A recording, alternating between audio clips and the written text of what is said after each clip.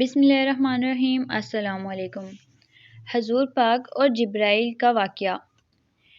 ایک بار جبرائیل علیہ السلام نبی کریم کے پاس آئے تو آپ صلی اللہ علیہ وآلہ وسلم نے دیکھا کہ جبرائیل کچھ پریشان ہیں۔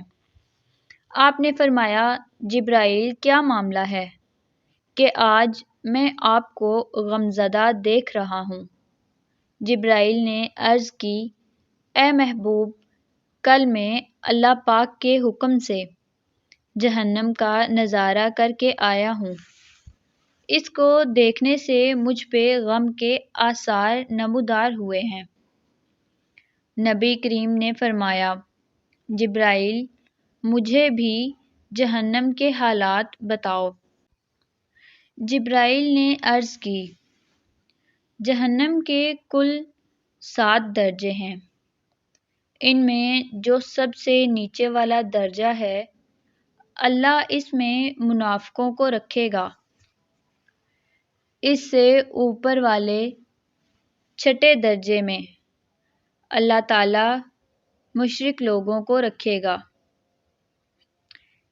اس سے اوپر 5ویں درجے میں اللہ سورج اور چاند کی پرستش کرنے والوں کو ڈالیں گے۔ 4تھے درجے میں اللہ پاک آتش پرست لوگوں کو ڈالیں گے۔ تیسرے میں اللہ پاک یہود کو ڈالیں گے۔